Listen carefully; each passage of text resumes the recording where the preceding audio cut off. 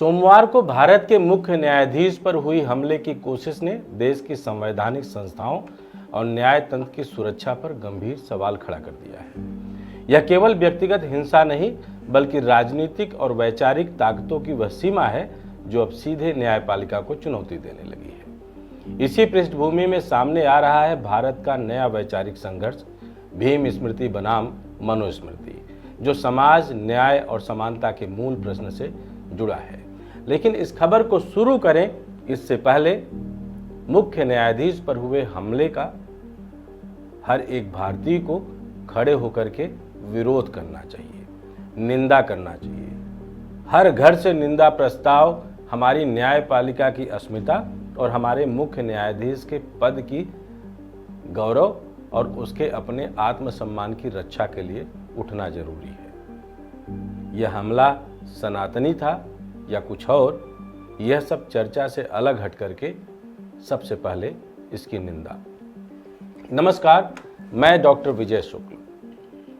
भारत के इतिहास में शायद ही कभी ऐसा समय आया हो जब संविधान, न्यायपालिका और समाज के मूल सिद्धांत इतने खुले तौर पर चुनौती के सामने खड़े हों। सोमवार को देश के मुख्य न्यायाधीश पर हुई हमले की कोशिश ने न केवल संवैधानिक संस्थाओं को झकझोर दिया बल्कि यह दिखा दिया कि लोकतंत्र के प्रति सम्मान और संवैधानिक मर्यादा अब कितने नाजुक स्तर पर पहुंच चुकी है।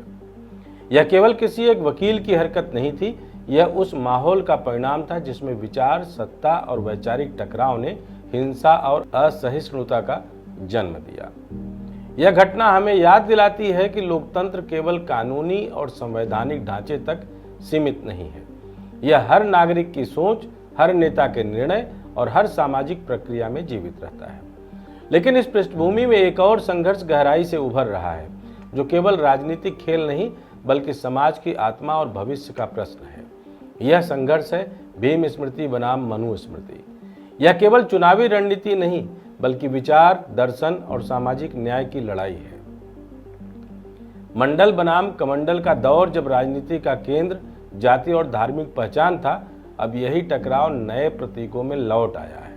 अंबेडकर और संविधान का दृष्टिकोण जो समानता और न्याय का संदेश देता है, अब सीधे तौर पर परंपरा और मनुस्मृति के वैचारिक दबाव के सामने खड़ा है।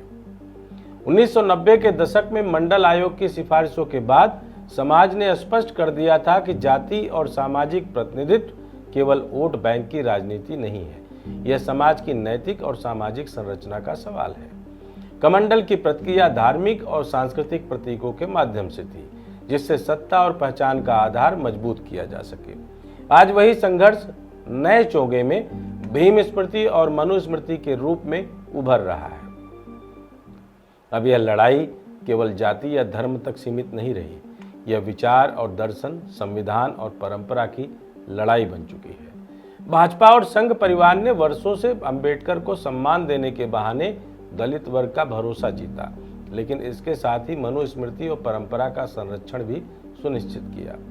यह संतुलन बनाए रखना आसान नहीं था, क्योंकि अंबेडकर का दर्शन मूल रूप से मनुस्मृति की संरचना के खिलाफ है।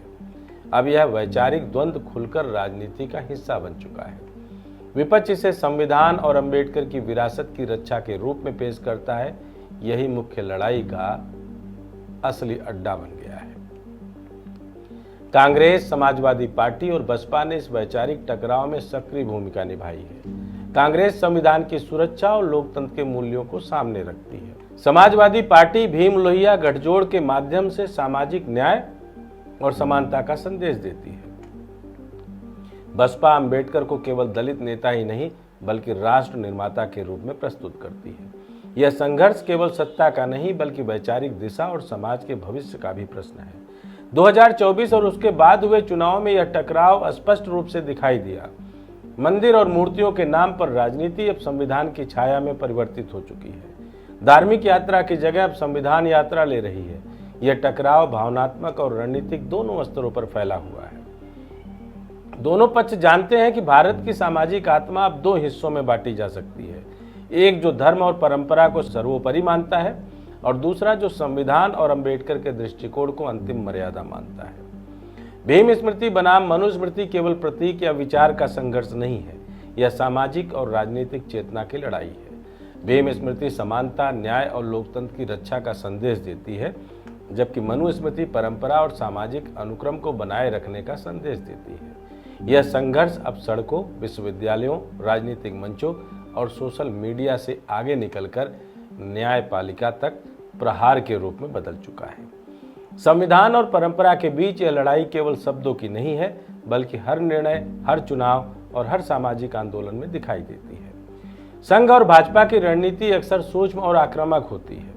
सीधे विरोध की बजाय सांस्कृतिक और वैचारिक संदेशों के माध्यम से समाज में धीरे धीरे प्रभाव डाला जाता है।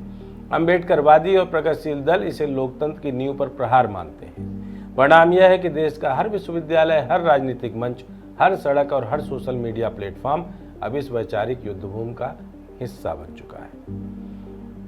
दलित राजनीति अब केवल आरक्षण या समान अवसर की मांग तक सीमित नहीं रही। यह पहचान, विचार और संविधान के सिद्धांतों की राजनीति बन चुकी है। युवा वर्ग भीम आर्मी, जय भीम नेटवर्क और संविधान प्रेरित मंचों के माध्यम से इसे जन आंदोलनों का रूप दे रहे हैं।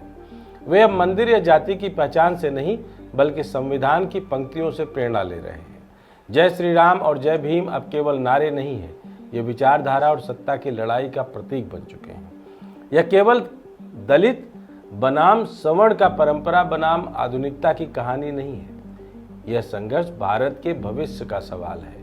आने वाले वर्षों में भारत संविधान के सिद्धांतों पर आधारित राष्ट्र होगा या सांस्कृतिक धार्मिक प्रतीकों के आधार पर। सवाल अब केवल यह नहीं है कि कौन जीतेगा, सवाल यह है कि क्या भारत अपने संविधान की आत्मा को बचा पाएगा या वह भी किसी ग्रंथ की व्याख्या में कैद होकर रह जाएगा।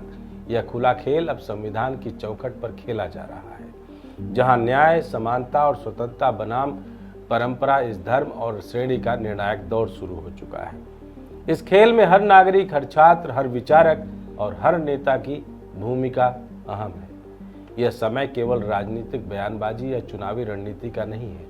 यह समय विचार, चेतना और समाज की भौतिक और नैतिक दिशा तय करने का है।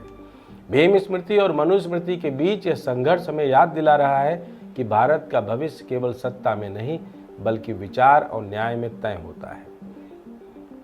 सत्ता, धर्म और विचारधारा का यह खेल अब पर्दे के पीछे नहीं, बल्कि हर सार्वजनिक और निजी क्षण में खुला खेल बन चुका है। लोकतंत्र की स्थिरता, संविधान की गरिमा और समाज की समानता की रक्षा अब हमारी चेतना और हमारे फैसलों पर निर्भर है। यह समय है सोचने का, समझने का और निर्णय लेने का कि भारत किस दिशा में बढ़ेगा, संविधान की राह पर या परंपरा की छाया में। कुल मिलाकर विचार, सत्ता और न्याय की लड़ाई अब किसी भी संस्था, किसी भी वर्ग या किसी भी विचारधारा से परे पूरे समाज की नैतिक दिशा तय कर रही है। हमें यह समझना होगा कि भीम स्मृति केवल दलितों या सामाजिक न्याय का प्रतीक नहीं, बल्कि संविधान की रक्षा और लोकतंत्र की आत्मा का प्रतीक है।